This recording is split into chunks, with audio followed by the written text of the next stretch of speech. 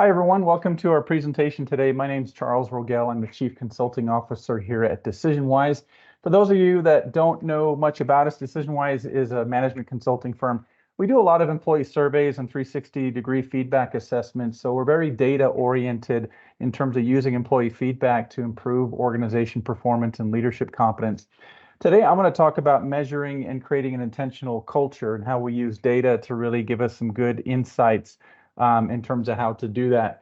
I also wanted to mention before we begin, this presentation does count for HRCI and SHRM credit hours towards recertification, so 1 hour of credit. And we'll be sending out an email after our presentation today with the codes that you'll need to redeem those credits in the future. So let me jump into kind of our agenda and what we want to talk about as we go through our presentation. I want to kind of set up where we're at in terms of what we're hearing and measuring around culture. Then we'll get into kind of these culture components, or at least how we here at DecisionWise think about culture and how it impacts the employee experience. And then I'm going to nerd out with you a bit and go through the kind of 5 different ways to measure culture that give you some really cool insights to then use and leverage in terms of your different initiatives to drive culture and meaning in your organization. And then finally, I'll briefly spend some time in terms of talking about what to do, how to use this data, and how to make a difference in your organization as we go through. I do want to encourage you as we go through this to use the chat function and the question and answer function. I'll try to reply to your comments as we go, but I'd also love to hear your experience, stuff you're doing to measure or improve culture in your organization. The more we can kind of share best practices together, the better. All right, so let me jump in. As we get through this, I want to kind of revisit the slide that I've presented a couple times as we've done different webinars in terms of what we're seeing around trends, especially as we entered and emerged from the pandemic, because that did have a big impact on what we're measuring, or at least hearing from our clients in terms of interest in measuring topics around culture and DEI in this case. So when the pandemic hit back in 2020, we started kind of keeping track of what were the main concerns that our clients were feeling that they wanted to measure around. Like they wanted to kind of customize, maybe change their annual employee survey. And so some of the topics that became more important was obviously safety in terms of how we're protecting people around the pandemic. Diversity, equity, and inclusion became a really big topic, especially with the murder of George Floyd and the civil unrest that we saw thereafter. And so some of our clients were measuring or using some statements to measure diversity, equity, and inclusion on their employee surveys. But in 2020, just about all of our clients do. In fact, it's part of the standard questions that we use. We have 3 or 4 questions around that topic that we continued to use thereafter. Communication, productivity, collaboration, we're all worried about those things as we were working from home. And surprisingly, or the good news was in 2020, these perceptions or topics actually scored pretty well. Then as we merged, or at least transitioned to 2021, working from home became the top topic, as you all remember. Workload increased for many people because there were layoffs in 2020, so we're short-staffed, we're trying to hire, we're trying to retain people. People were kind of jumping around jobs as they were realizing a lot of the benefits from working from home. DEI was still on the list. It bumped down a little bit compared to these other topics. And then culture kind of emerged too, because people were concerned, well, what happened to our culture? A lot of people are working from home still. We're trying to get people back in the office in some cases, but what's going on with our culture? So we're measuring and really tuning in on some of these topics as we're going. The good news, again, these statements around culture that we were measuring were doing pretty well, and we saw higher, agreement with those questions. In 2022, flexibility and work-life balance were the top themes. The hybrid work environment, getting some people back to the office, people trying to hold on to their ability to work from home. That caused a lot of disruption. So people were kind of upset about that as we transitioned back to the office in some cases. Some people are still fully remote, but we saw a lot of transition there. Retention was still a big topic. DEI and culture kind of merged together a bit too. So this is where we were kind of combining these 2 statements, or at least these ideas, and kind of factoring them together as we looked at the results. And then slight interest there at the bottom around mental health, but that kind of was merged into well-being in a way in terms of topics we're measuring. And then last year, there was this emphasis where employees were more about, instead of work-life balance, the shift was kind of life-work balance. So employees were feeling like, hey, my personal life is important. They realized that, hey, there was a lot of benefits from working from home, the flexibility we had. And so that was an emphasis. Compensation was really big, still is. And then what we saw is we kind of changed the acronym from DEI to DEIB to bring in belonging to that. And we're kind of merging again that with culture, and workload was still there. This year, it's going to kind of culture being the emphasis, with DEIB kind of secondary or combined with it. And so what we saw is essentially a pendulum swing, where there is a larger emphasis on DEI at the beginning. Now it's swinging more to being more holistic around culture, because there has been some backlash around DEI initiatives because we kind of went all in, or there's a lot of emphasis there, and there's some resistance in some organizations and by some people. And so now it's kind of being folded into this whole idea of culture. Creating an inclusive culture is essentially the phase that we're in right now as we're thinking about some of these statements. So I'm going to go through and kind of talk about ways to measure and kind of get some understanding around these different areas. Yeah, and sorry, I keep using DEI. Diversity, equity, and inclusion are the statements. Some people use EDI. Other people have just inclusion. And so this acronym has been changing and morphing a bit with different organizations. All right, so let me jump in. Here's how we think about culture. Everyone's got a culture, and you have it whether you're intentional about it or not. And your employees can describe it even without you prompting it. And so when you ask them, what's the culture like around here, they will have opinions. They'll say, well, we're very performance related, or the importance is on numbers and metrics and achieving results. Or we're very much a family around here. We get along, help each other out. We're very collaborative and things like that. So people can describe your culture whether or not you have a definition of what your culture is. Now, what we're trying to do is to say, well, let's be intentional about this and make sure that we build intentionally what we want, because our culture informs how people essentially make decisions. And so when they're confronted with a decision or a customer, for example, they know how to respond based on what the culture informs them about how decisions are made. And so this is really important in terms of how you define this. Your culture then creates the employee experience. So kind of the sum of your perceptions that your employees have, and this is what we measure. So when we do employee surveys, we're measuring people's overall experience. Is it good? Is it bad? What's working? What's not working? And so this is the impact that your culture has on employees. And finally, if you have a good culture and it drives a good experience, you get good engagement. And this is where people are more passionate and committed about the work that they're doing. And that's your reward. And so, you measure that in an employee engagement survey, and you kind of see how engaged our employees, how much they're thriving in the organization. So kind of a cascading approach, but again, at the core of this is how your culture really influences all the different other components. Now, if I was to put this into a hierarchy of kind of the elements of culture, how it cascades in the organization, we've got our mission and vision at the top. I'll talk more about that. Our mission and vision is kind of why we're in business. Our strategy is how we accomplish the mission and vision. And our values are kind of the behaviors or norms that we establish that help us to achieve those things. You can go another level down and say, well, leadership competencies also, if we've established those, a kind of a competency model for our leaders, that helps reinforce maybe the 5 values that we've chosen to reinforce our mission and strategy. And then that cascades into the goals, the team dynamics, our procedures and incentives. So all of these things kind of cascade down as we think about how we're built as an organization. One thing I always say is, keep in mind, our organizations are all a myth. We are held together by a set of beliefs and norms and kind of operating instructions that have been created out of nothing, right? So what we say is our mission and vision and strategy. Hopefully that has some purpose to it for people and some excitement around it. But again, we are trying to create some structure around this myth so people have an idea, or at least something worthwhile to kind of believe in and motivate them. And so I'll kind of revisit that a bit here more. But as we talk about these things, we then get into, okay, well, let's define our culture. So first we get into the mission statement. And again, it's your reason for existence. Most of us have a mission statement. Most of us couldn't repeat it because we don't know what it is, or we've seen it a few times, or we kind of know what it says, but we couldn't do it word for word.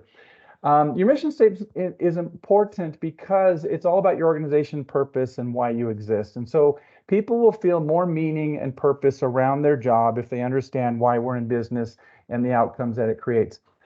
We always find when we do employee engagement surveys that the sense of meaning and purpose that people have in their job is a strong driver of employee engagement. Normally, it is inherent in organizations like in healthcare, nonprofit organizations, but I have seen it surprisingly high in manufacturing and in other organizations where they feel like they're actually making a difference. Their job matters. They're interacting with customers or people like that, and having good experiences, like credit union, for example. I also see that happen as they interact with their members. Next comes your value statements. And if you think about your value statements, these are the core principles that guide the organization and the culture. So how do we achieve our mission statement? Well, it's through these values. So it's the moral compass. It helps with decision making. You can kind of see this description we have here. And if they're relevant and people believe in them, then yeah, they are going to rally around these things, especially if they see them practiced by leadership. And that's what we're trying to measure a lot of times on our employee surveys.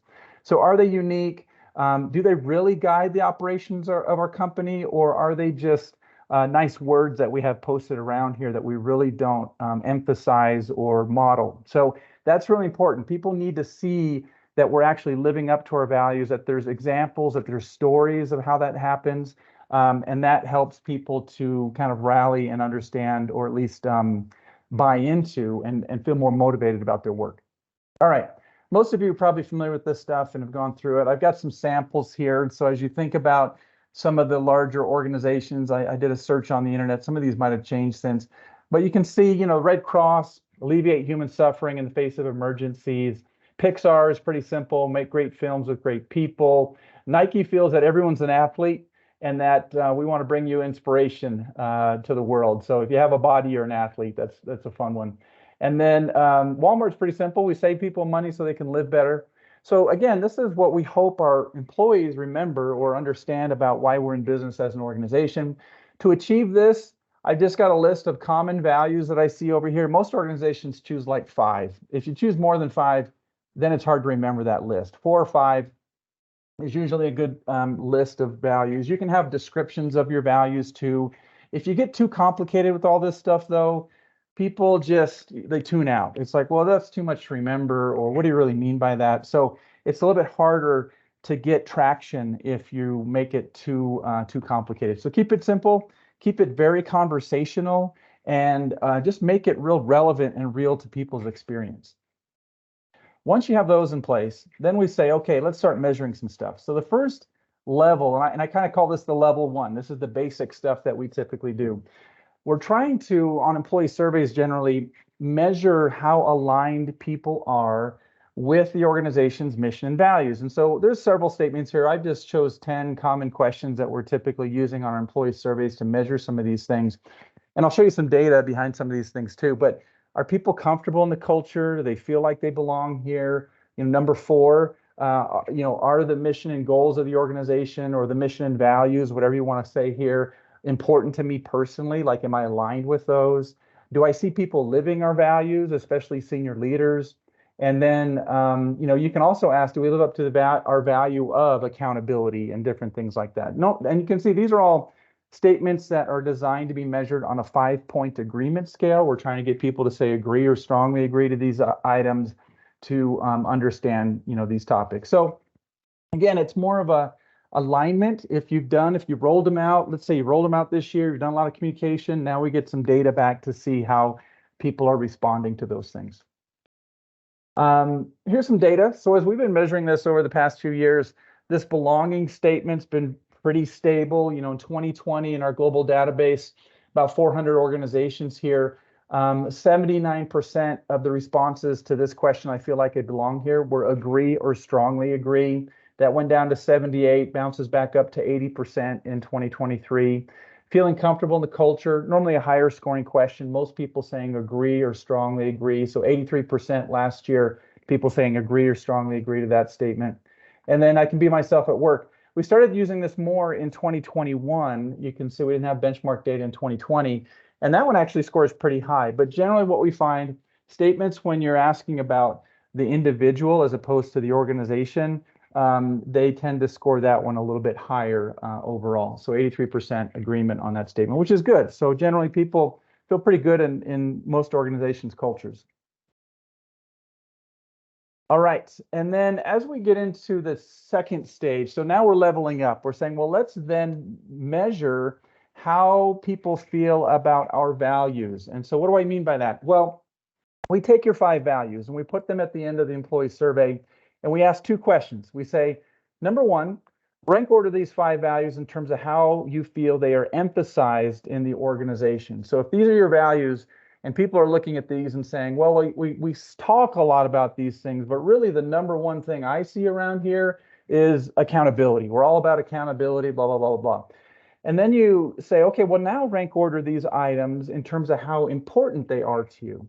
And so what you can do then is you can get some data back. And so if you say, well, which ones are ranked highest in terms of how they're emphasized, we're seeing performance shows up at the top of the list. So most people are saying, well, 15, second choice, mentions on this one, 10 third choices and whatnot. So you can see that people, as they're looking at the values, respect got mentioned the least. Teamwork is here, it got mentioned the third choice a lot of times, but really performance stands out with accountability coming up a lot in terms of their people's first choice in terms of what they're seeing. Contrast that with how important it is to the individual. So now if we're asking people, what do you want to see emphasized more around this organization? And I'm just doing this as an example, but I've seen this a few times with other organizations. They're saying, hey, it's teamwork. We want it to be more team-based and collaborative, in other words, in our organization, compared to all this emphasis on performance. It's still important, but hey, man, it just seems like we're all about hitting the numbers or revenue at all costs or things like that. So you get a feel for what's emphasized and what really rules our culture as opposed to what people are desiring a little bit more. So this is a nice 2 questions to add at the end of your survey with some values here. You can also include, some clients will include, for example, a short description of each of their values so people understand what we're talking about and they can make some good choices. Again, this helps you to decide, okay, is it more like if we ask leadership, and then we can do some demographic comparisons. This is where I start to nerd out a bit. I'll say, what did leaders say about these things compared to employees? What did males say about this data compared to females? And so then you get some good perspectives in terms of these different demographic comparisons about how people rank order these different values and topics that really drive, that really help accomplish the strategy of the organization. All right, now if you've done this and you're ready to level up one more, then we get into the cultural archetypes types of assessment. So here, we use the competing values framework. This has been around for over 40 years. Quinn and Rogel are the 2 consultants. There's always 2 consultants or 2 psychologists that come up with these models. But they came up with these 2 kind of competing dimensions where either you're more of an internal-oriented organization or an external-oriented organization. You're more flexible or you're more focused. And what this creates are kind of these archetypes, which I'll show you here, where either you're more collaborative, so you're more internal and flexible, so you're collaborative. If you're internal and focused, you're going to be more conservative. Creative over here, and then competitive. None of these are good or bad, right or wrong. They're just all kind of typical cultural archetypes that function in most organizations. You can see I've got some cons here as well that describe. So if you're in this collaborative space, now I renamed these. I think they use, Quinn would say conservative is control, competitive is more performance oriented. I can't remember the exact names, but I wanted to come up with a nice organized or some C words here to make it easy to remember. You'll notice that if you're collaborative, it's about relationships. I always call this kind of the people quadrant. The problem is if you're too collaborative, you can be slow to make decisions, too many cooks in the kitchen kind of thing, groupthink sets in. And so again, it kind of bogs down a bit because everyone's got to be consulted or in alignment with decision things and how they work. We also might be wary about making tough decisions because we don't want to hurt people's feelings or mess up people's relationships. On the right-hand side, this creative culture, innovating, empowering, nimble, we're pushing decisions down in the organization. However, it can also be, we're chasing too many shiny objects, right? There's always a lot of change. We're lacking focus. We're pivoting too frequently, a lot of unfinished projects. And so there's good and bad again to these. Conservative, collaborative, let's see, creative, I'd say more, think of your marketing agencies, think of other organizations that are kind of putting out new, tech organizations a lot of times are more creative, for example. Conservative organizations tend to be more kind of government organizations, maybe older organizations that have been around for a while, because there it's like, hey, this is the way we've always done things. But they value stability, processes, being a little bit more cautious or risk averse. Maybe financial institutions fall into this category. The cons here is that it's more bureaucratic, right? Top down kind of leadership and decision makings. There's politics because there's a lot of tenure a lot of times in these organizations. And so, you got to be respectful of people's positions, and we can be slow to change. And then finally, the competitive one is more results oriented. These might be your sales organizations, people that are really focused on market share, performance, stuff like that, results oriented, tend to celebrate their wins, very focused on execution, getting things done. And so this is the the cons here, I guess I'd say, are sometimes we get into this blame game. So we're afraid to make mistakes because the last time someone put their neck out, they got in trouble, and they, and it gets shared, and we're very critical of one another, when we don't meet our numbers. Maybe we're too concerned with our numbers and we're not flexible enough to really change and pivot when we need to. So you create some yes people because, again, it might be driven by one strong leader in the organization, and it can be stressful as well. You show these to people, and a lot of times you'll look at this and nod, and you'll see the cons and say, oh yeah, that's us over here. Most organizations, they fit into one of these quadrants, and they're striving for one or another of these quadrants. And the hard part is that sometimes if you're internal on this side, it's hard to kind of be conservative and creative. So you can kind of move to collaborative a little bit more easier than you can to the creative, and vice versa as you're looking at some of these topics. So this, again, is a nice model for understanding kind of who we are, what we're striving for. Is this cultural archetype working for us in terms of meeting our strategy? I work with a lot of organizations, and they're trying to drive innovation. They're trying to say we need to kind of be more nimble and flexible because of the market changes and the uncertainty that we see. The pandemic upended everything, and so we need to rethink our culture and how we do things around here. So it is a journey, and it's a multi-year journey to move from one quadrant to another. But using these measurements helps you to understand how we're making progress and where we're getting traction. Now, we can do some cool assessments here too, because we can ask the question like this, 2 questions again at the end of your survey. And this is really insightful because we can look at this and say, okay, same deal as we did with the values. How would you best describe the environment of our organization? Choose one. You can do a rank order too. I like the choosing one. In this case, it forces them to kind of make a decision. And then which one should we emphasize more? What would you like to see more in your group? And then generally we can see results like this. So if we say what best describes our organization, it's interesting because 38% of people in this example said collaborative. We're collaborative. Another 32% said we're conservative. So collaborative, kind of conservative mix playing out here. Some people said competitive. We had some don't knows over here on the right-hand side. Very few said creative. And then what should we emphasize more? Well, people kind of said, well, I want to keep the collaborative piece. That's important. So a lot of people said collaborative, number 1, but number 2 came in creative. So this is telling us that this conservative culture, people aren't liking as much. They're kind of craving more collaboration, more creativity, and kind of squishing out some of these other areas.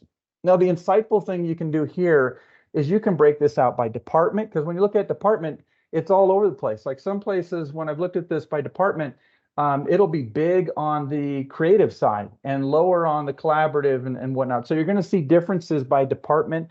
And they might even say within this department, I would like to see this type of culture.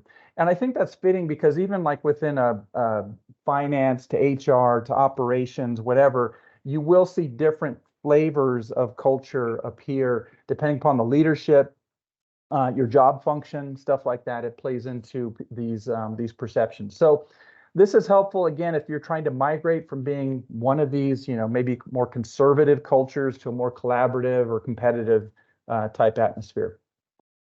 And again, you can look at this by all kinds of demographics, male, female, leaders, non-leaders. One interesting thing I saw with one client, we looked at the level of engagement. So if you were fully engaged in your job, what they were saying about what they saw in the culture was that it was very collaborative. If you were disengaged in your job, what they saw is that it was very conservative. And so they felt like, hey, this conservative culture isn't helping me thrive. And then what did they desire? Well, the people that were fully engaged, they already saw it as very collaborative for them. They desired more creativity. So they emphasized creative more. And if you were fully disengaged and you asked what culture did you desire, they desired collaborative culture. So it was interesting. It's almost like this hierarchy of needs. First, if I'm going to engage, I want at least a collaborative environment. And then if I'm fully engaged, I'm desiring more creativity in my environment to thrive. So you can do a lot of fun stuff with this data based on your demographics that give you some good insight in terms of what's driving success. All right, we're going to level up again. Now we get into the cultural derailers. Now, most of these we're already measuring in organizations, and so I should say this is more of a basic assessment because we're getting at a lot of these topics in the 50 or so questions that we might measure on an employee engagement survey. Some of the derailers that we see, these are detractors of good cultural practices within an organization. And I've got too many to kind of talk to. I'll just point out a few. Bureaucracy stands out. Lack of employee voice when people feel like they aren't being heard or we're not being responsive to feedback.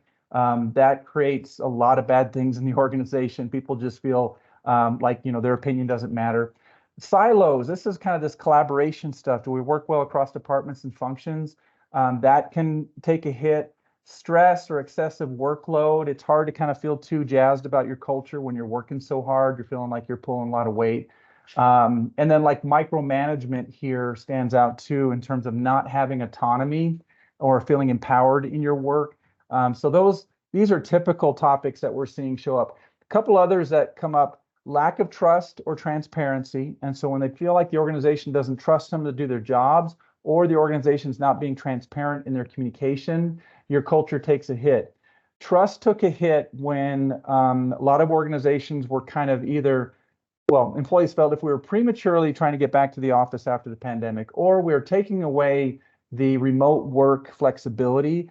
Hey, you don't trust me to work from home anymore, do you? Why are we changing this? I'm thriving working from home.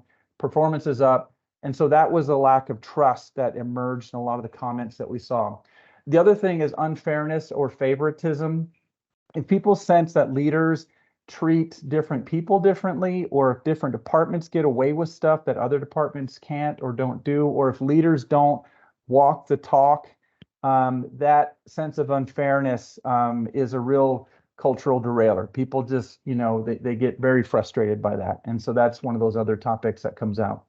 I also mentioned question 15. Whenever we see organizations go through a lot of change, if there's been a major disruption, perceptions overall in their employee survey go down. And so these are things that we're looking out for to kind of say, hey, what are some of the derailers in your organization that might be taking a hit? Some of these touch on these derailers are also kind of a subset of the questions that I mentioned before, but here's our benchmark data. So as we're looking at this is what we typically see. This is based on 4 years of data from 2019 to 2022.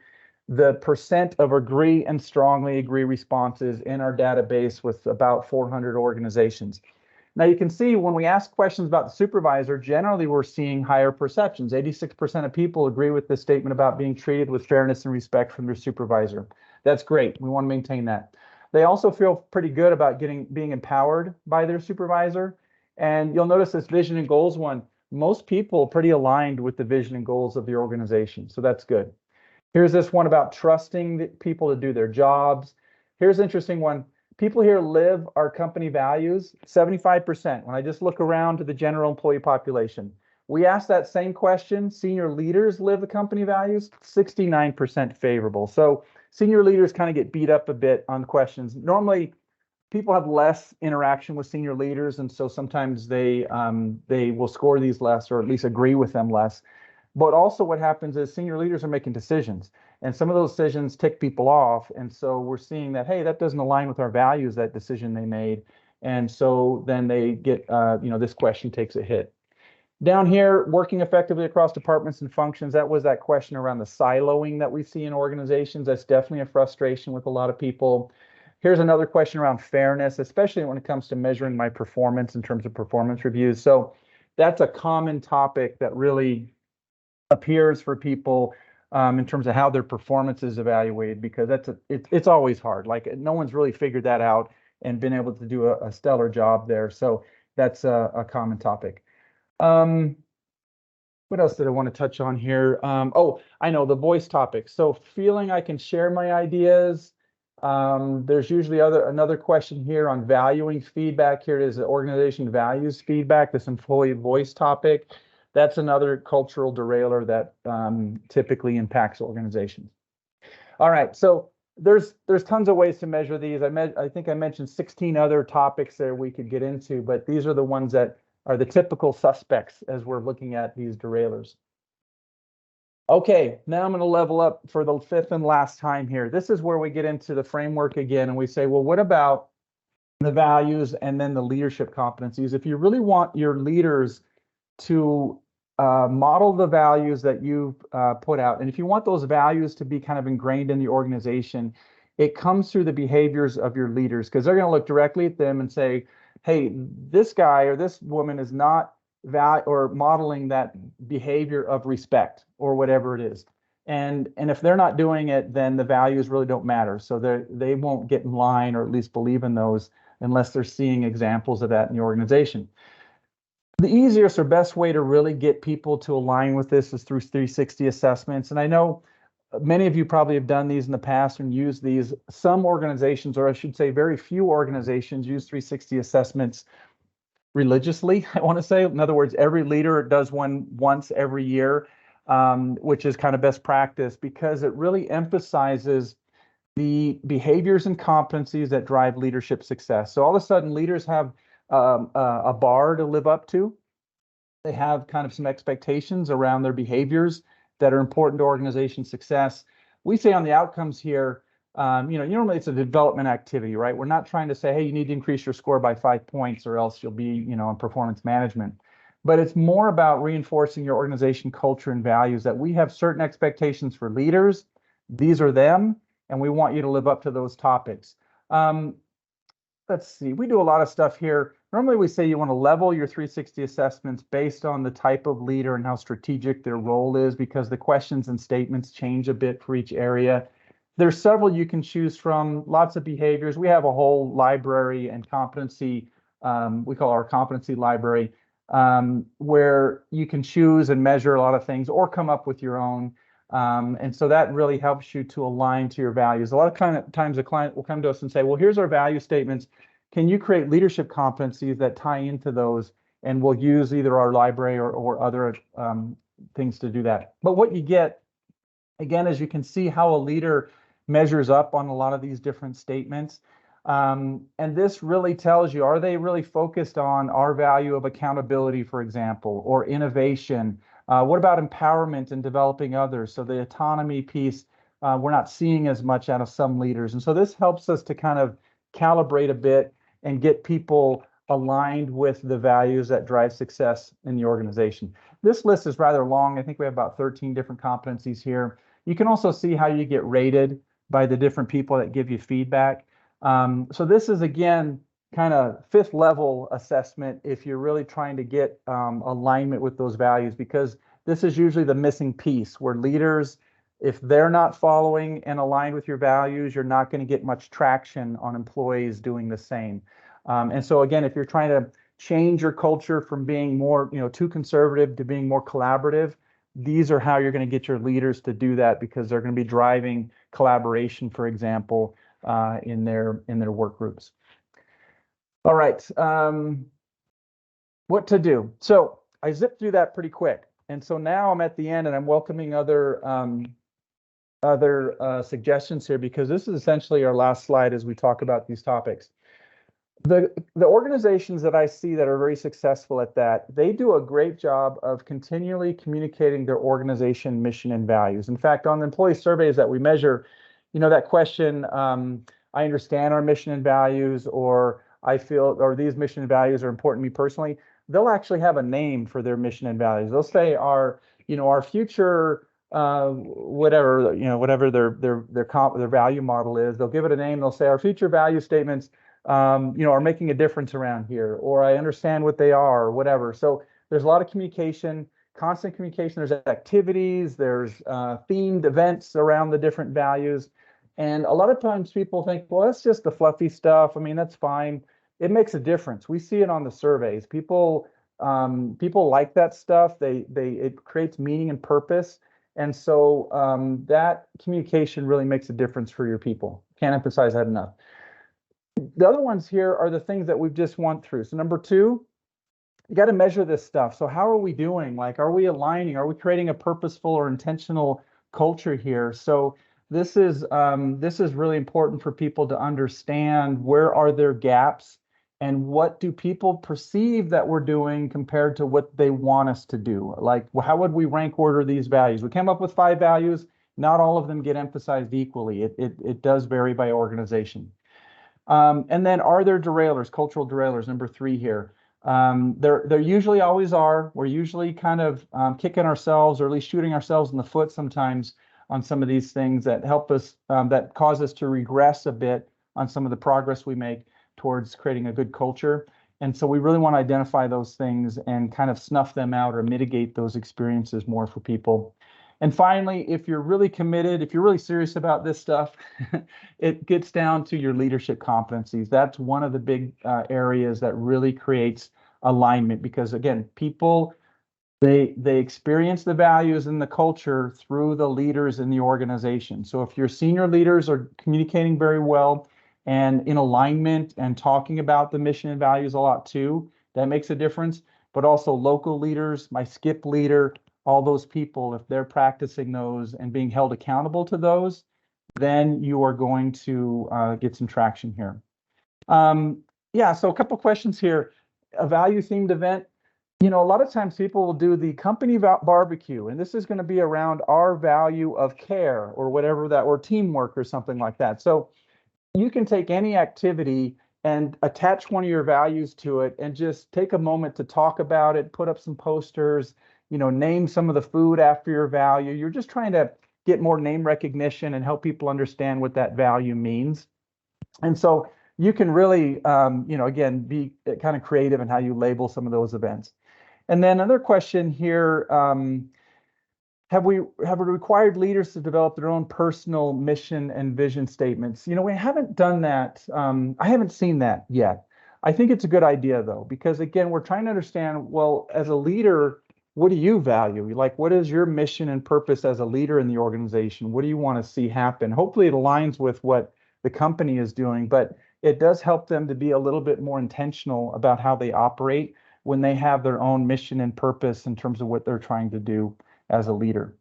And then let's see, another good question here, the balance between internal and external focused values. A good question. I'm not quite sure what you mean by that one, Mike, but people tend to be, if I get this right, people aren't as concerned with making money. The external kind of values of performance and achieving goals, that doesn't mean a lot to people unless there's some bonus or commission or something other structured towards it. So generally, when we talk a lot about revenue and hitting those numbers and, a record quarter, sometimes that's a demotivator for people, because they're like, well, I'm not seeing any money as a result. I work pretty hard, but that's great that the company's doing well. They want to see the impact it has on people. And so the more you can connect it to an experience that you're having on an individual customer on a win that you got and a change that you made either in the environment or in society or whatever you're doing as an organization, that makes a difference to people. That makes their job feel a lot more meaningful. And then internally focused, yeah, those I would say or describe a little bit more as, teamwork driven, people driven, values driven type of values. Yeah, and then, Emily makes a good point here, this job crafting idea. I've done a little bit of research on the job crafting piece, but really you're trying to help people understand or do an exercise with people to say, how would you craft your job and design it in a way that is most meaningful and impactful for you? And this is a good exercise. We do this a lot in what we call our magic training. We do training around engagement and how people can experience more engagement in their job. Magic standing for meaning, autonomy, growth, impact, and connection. And so the job crafting piece is, how would you design your job? Like, how much more autonomy would you want? What are the meaningful things that you do each day that you want to do more of? Where do you need to grow as an individual? And where do you want to invest in your growth at work? Are there special projects and things that you need to work on? And then, yes, Emmanuel, I like this idea, strength-based organization. What are our strengths as an organization? How do we align with those and make sure we're purposeful about, achieving those things? And, several other good ideas kind of popping up in the chat here.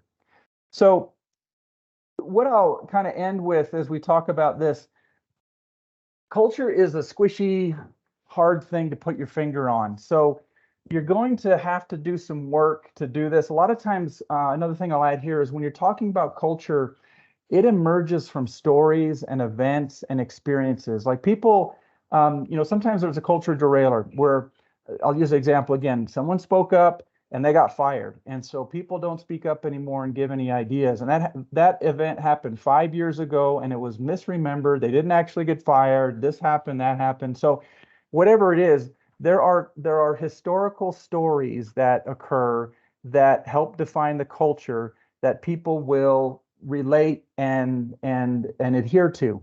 And your job is to create new stories that emphasize the new culture, the positive experiences that are helping to create the new environment that you want to create there. So as people see that happen and they have more of these new stories that really tell how we do things around here, and you emphasize and celebrate some of those experiences, then people start aligning with that new piece. We're very story oriented as human beings. And so the more you can kind of come up with examples and case studies, stories, the more people buy into stuff like that.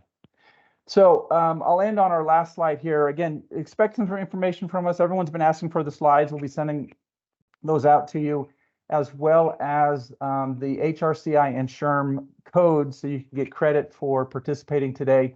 It's funny, a lot of times I do these presentations and people are like, oh, I didn't know you did employee surveys. We do employee surveys, we do 360 assessments, anything kind of employee feedback related. If you have questions, we'd love to talk to you more about it. But I hope you got some good ideas today about how to measure and improve your culture. And best of luck. It's a tough road. It does take multiple iterations, and I'll say multiple years even to get there, because it's a long-term strategic initiative and it takes a lot of your leadership buy-in to make it happen. So keep up the great work, everyone. Appreciate you joining today and want to encourage you to join us on our next presentation. Thanks, everyone. Bye now.